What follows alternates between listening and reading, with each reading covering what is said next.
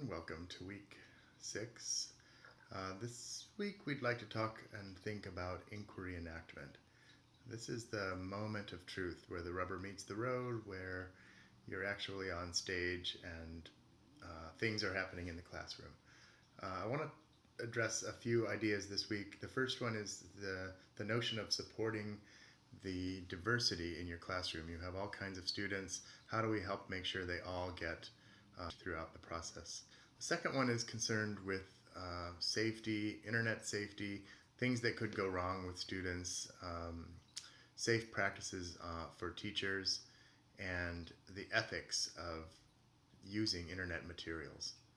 And third, I want to talk just a little bit about how to help things go well. How do we make sure all the kids are being productive, staying on task and engaged, that there's excitement about learning, and that the right kind of talking and productivity is happening in the classroom during the activities itself. So first, let's talk about equity and diversity in the classroom. We know that students are entering our classroom with a wide range of background experiences, background knowledge. We talk about learning styles. I don't actually believe those exist. There's no cognitive evidence for them, but many people do like to use that term, and I do believe we have learning preferences. There are kids who prefer to learn one way versus another, and just how engaged the kids are in school and in class. So we have this diversity, and the question is how to treat that as something more than just a problem or something to be responded to, but rather as a feature. You know, we have a wonderful asset of this diversity. We have kids who are coming from different cultures and who maybe have different perspectives on topics. So how do we embrace diversity and make it a feature, not a bug? An important challenge that's related to this is to do with equity, the equitable distribution of resources. That can mean materials, time, and opportunities to all students. So if you have quiet students and you have a group project, there's a real challenge in making sure that those students get the most out of that design. So I want to point out that inquiry itself is very well suited to addressing these concerns or these opportunities. The whole notion of differentiated instruction, that we could, by designing effective inquiry activities, we can engage all learners coming from their own position, that we can have kids collaborate with their peers and basically leverage or benefit from the diversity there, and that we can use technology to help scaffold students and give different students or students from different backgrounds or with different abilities the supports that they need. Some of the specific challenges that I can name have to do with, first, supporting language learners. If you have English as second language students in your class, they may come across as being very good with the English language, very strong, and yet we know from research that these students often do fall behind or feel excluded from the academic language. It's one thing to be strong with playground language or everyday terminologies, but we have many words and phrases and ways of speaking that can make language learners struggle. A second one is to support the diversity of academic perspectives or inclinations. You may have students who are very dedicated and hardworking, and those who are not as much. And how do we embrace that spectrum that we will find in every classroom, and allow them all to participate and to gain from the experience. A third one is to just know and be aware of and respond to any issues that might be out there in terms of access to computers at home or to support from parents at home.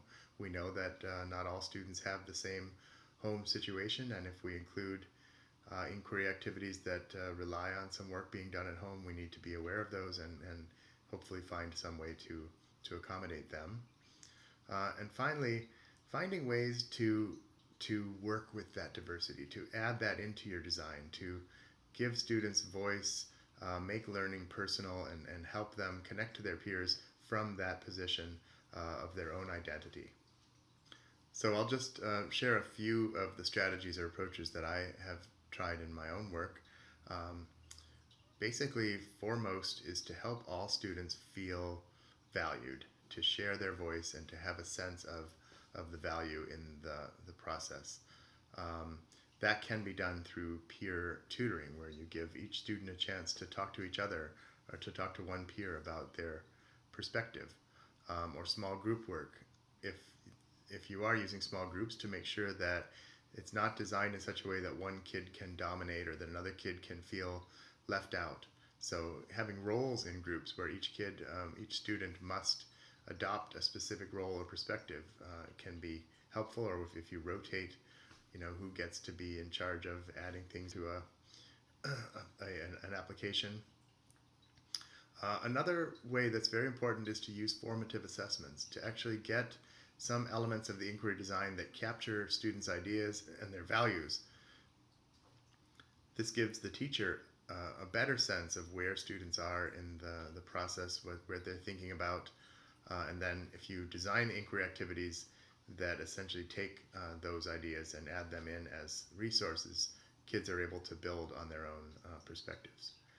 Finally, a good thing to keep in mind is that there are language supports and language technologies out there, and that by letting students have access to these during class, whether it's translation support or dictionaries or other resources, this can be very helpful, and it can give the students a sense of being valued and honored. So you can speak with technology staff or support specialists in your school board and find out more about what kind of resources are there for language learners. The second main topic I want to talk about today is internet safety and ethics. So first, that technology and inquiry are wonderful ideas, and they can bring new opportunities for learning, but they also can increase vulnerability for students by letting them online, by giving them more freedom and flexibility about their activities. Engaging them even in self-expression can lead to problems and insult or hurt in the classroom.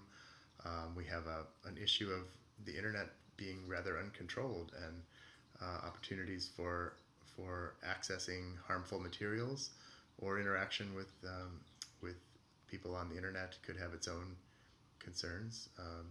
As well, when we give students so much responsibility and autonomy, they do they do have an increased capability of doing harm to themselves or to others, to their peers.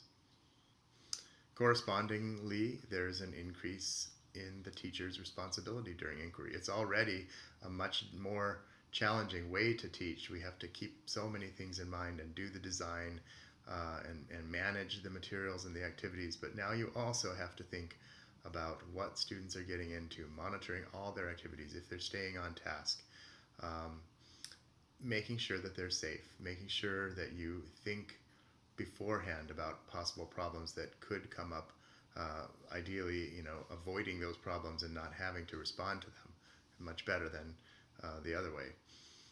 So finally, that with all of this potential risk and danger, there is an opportunity for the good, the benefits of inquiry to be overshadowed or outweighed by the fear of what could go wrong. So we often find school boards and schools that lock down the internet and that make you have to put in requests for every application. And even teachers, I think, often to their own credit, are hesitant to put their students at risk or to open up these opportunities for students to get into these kind of troubles. I want to stress that this is perfectly understandable, that these risks are real. We know about them. It's very difficult to design and enact this kind of learning in the first place, and then there's a risk that actually doesn't even go well, or the kids, it falls flat somehow. So there's very good reason for teachers to be cautious and to decide that it's not worth the undertaking. This is one of the reasons we are so respectful of you, the participants, and want to acknowledge just how much we appreciate your willingness to think about taking on this kind of opportunity, but also responsibility for designing and enacting inquiry. So some of the specific challenges that I can name have to do with, first, internet access. A lot of schools use the kind of net nanny or keyword controllers, but basically by giving kids access to the internet on their own devices or on a school device, there is the potential for inappropriate content to be accessed with a single entry of one word in a Google search. We can have highly inappropriate content in our classrooms. As well, contact with the outside world could include contact with those on the internet who are looking to find students. We need to be aware of that.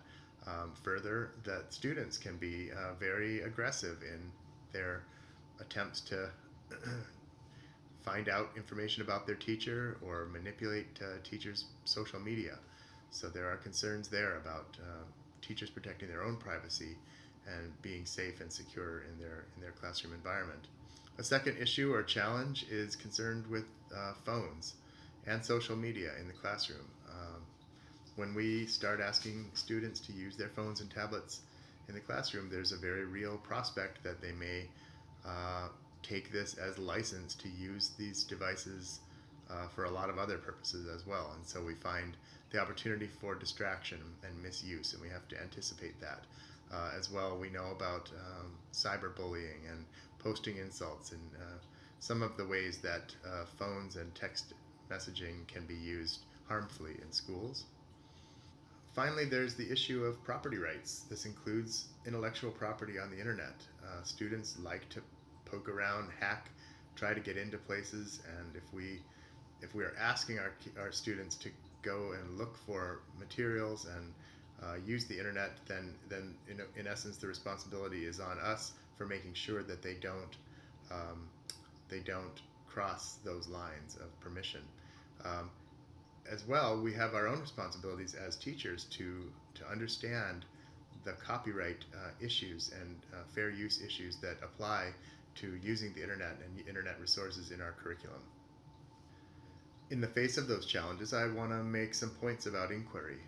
First of all, those challenges will apply and exist no matter what happens. So if we do not give students positive, productive experiences with the internet, with Web 2.0, with their phones and devices in the structural context of the classroom, they'll never get it from anywhere. So this is an opportunity for us to provide opportunities for such positive, productive applications of the internet in our classrooms. This can help kids develop a set of skills and knowledge about how to use the internet productively, which they will be using for the rest of their lives. They can begin to see the web as a powerful resource and a source for addressing their real problems, and not just this dangerous, I call it, den of iniquity. Second, the inclusion of inquiry and the inclusion of internet and handheld devices in our classrooms gives the teacher an opportunity to have discussions with students about these issues of privacy and respect, about the risks that are presented to them in the course of their lives. So, in essence, by including these elements in our curriculum, we're able to exercise them and to use the various opportunities that arise to have these very important conversations with our students. Third, that the inquiry activities, as we've designed them, allow for students to exercise and rehearse their lifelong learning skills. These are skills even as simple as keeping track of your password, not sharing it with anybody, how to make appropriate comments to your peers online and face-to-face. What does it mean to search for things should you avoid?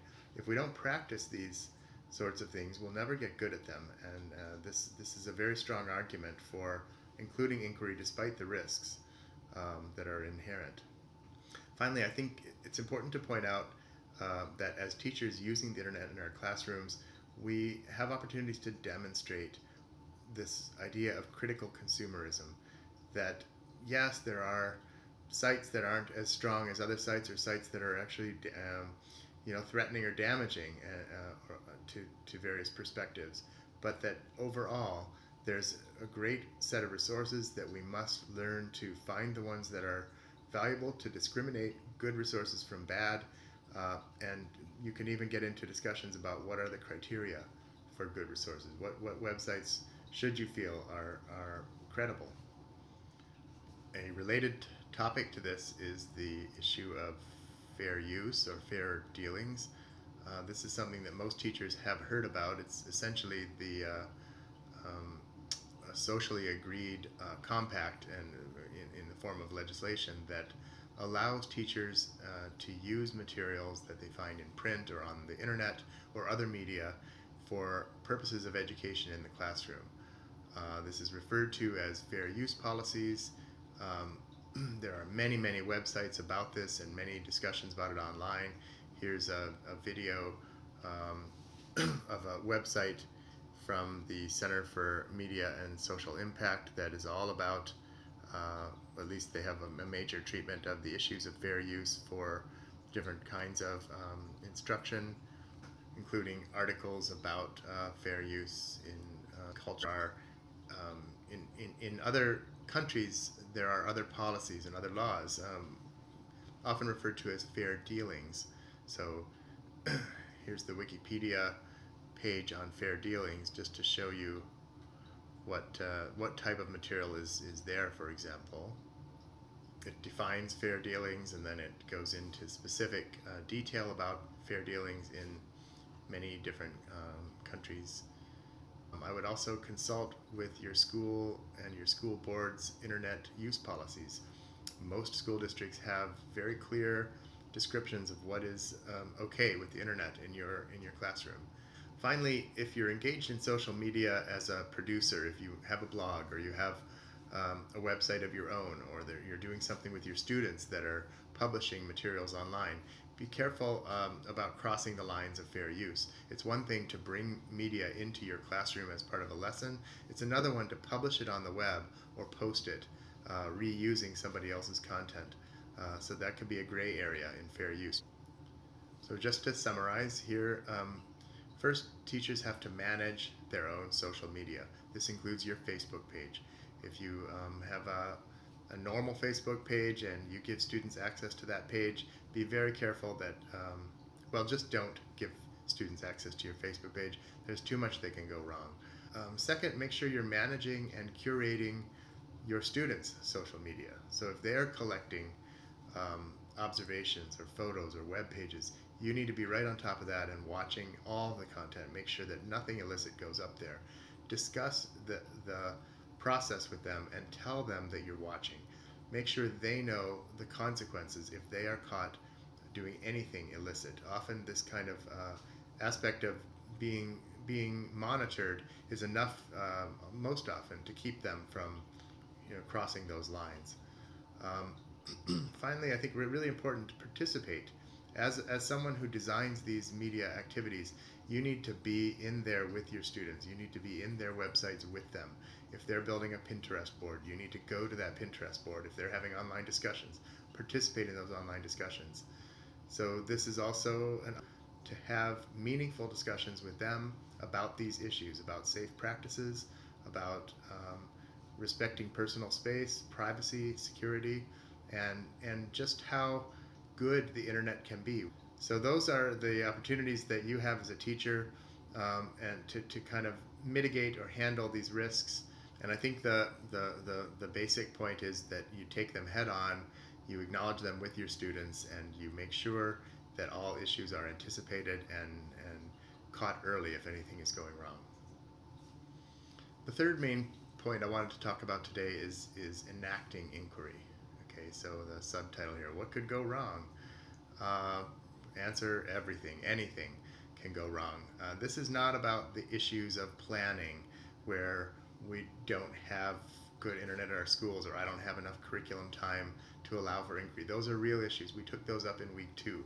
This is about, I've designed this, I'm ready to go, now what? Okay, so how, one question that I'm often asked, and that I also experience even in this MOOC, is how do we make sure they're engaged? I can design the best activity in the world that I think, but I'm not lecturing anymore. I'm not in control of the room. I've got them all at table groups or sitting there with computers. How do I make sure that they're staying on task, that they're liking this, that they're talking to their peers about the things they're supposed to be, and that they're kind of being productive, and don't get distracted. Some of the students may not have, teachers say they're not ready for this, or some of my kids aren't ready for this, some of them are. Um, you're not going to know some of those limits until you actually try it. So this is a real concern at an enactment time. Another one has to do with technology. Almost certainly, technology is going to fail. That is a very good reason not to use technology. So again, this is why we appreciate so much those of you who are here, because it is risky to use technology in the classroom. If it goes wrong, if something's crashing, if you have too many hands up in the air at the same time, you literally have to reel it back in and fall back and go to a backup plan. So obviously testing everything beforehand, making sure that you personally have worked through everything, pretending you're a student. But if there is a limited limitations in the internet service or in the kind of support you get in your school, this can be a very real concern. And third, scheduling and calendar problems. These happen every year to teachers, best intentions notwithstanding. Especially at the end of the year, you have issues of calendar days getting lost to assembly or to snow days. Maybe another lesson or unit that you were running ran long, or in other words, you suddenly find yourself without the time that you needed to do a proper job of the inquiry design. So these are all very real concerns that would threaten enactment of an inquiry lesson. Here are some of the approaches that I can recommend for anticipating and responding to those challenges. First, you have to try this kind of approach to learn how to do it well.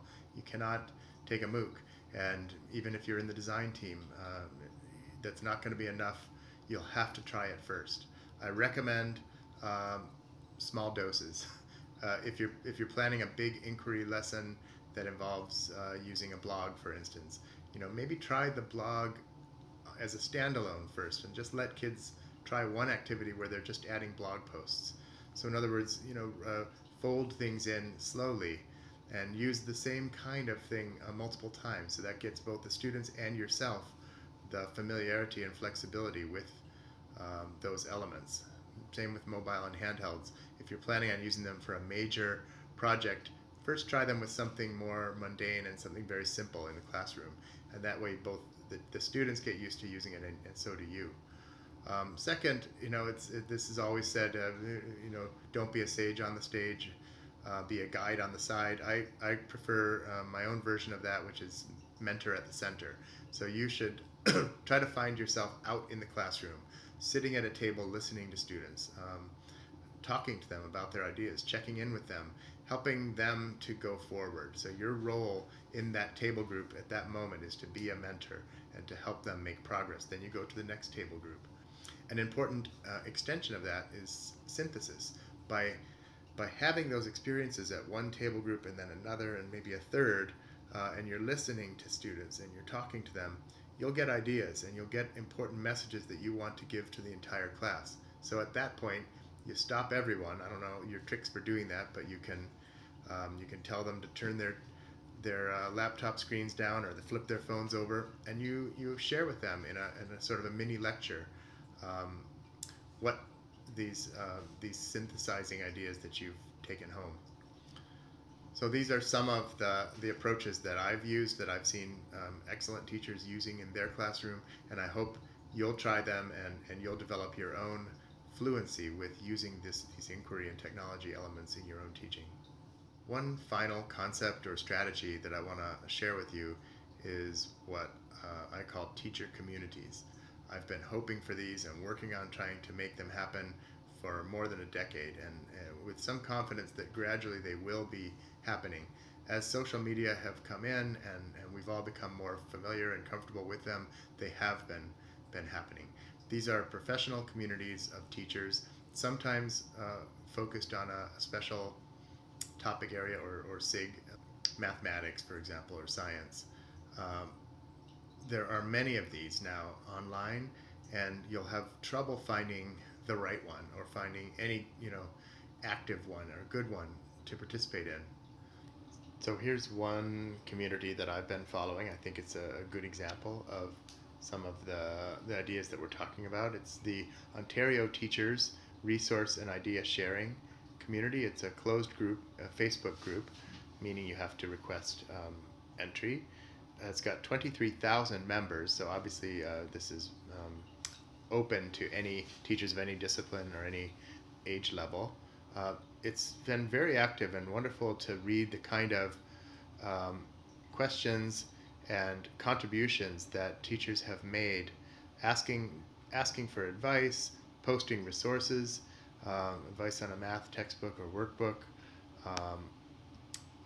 They use the photos page or feature of Facebook to help share students' work, to help share their classroom configurations, assessments, and various images that can almost serve as a Pinterest board for them. They share files in the form of assessments and lesson plans, a calendar activity that they use.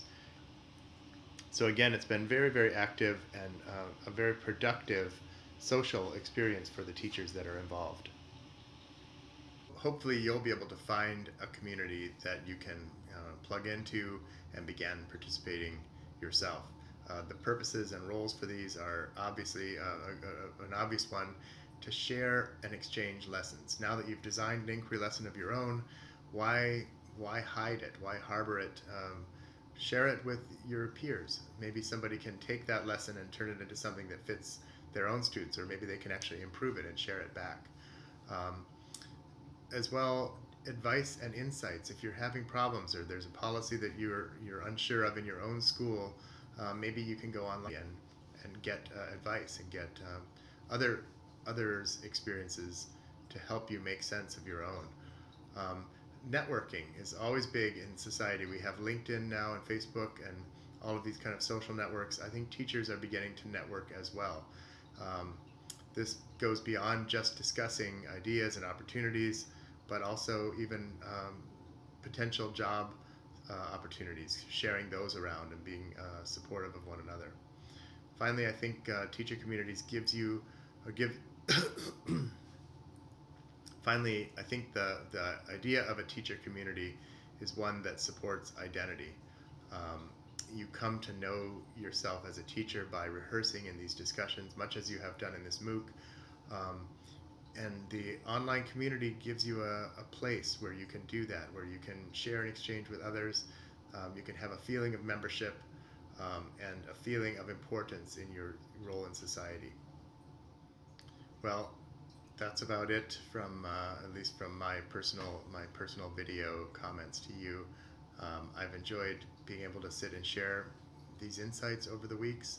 I want to add thanks from all of our group here. The 6 people pictured in this slide have all put a ton of work into this MOOC over the weeks, these 6 weeks, but many weeks beforehand. The other members listed there below have put a lot of time in as well. I hope you had a great summer. There's another few weeks left for some of you, and enjoy that. And good luck in the teaching, and we'll see you online.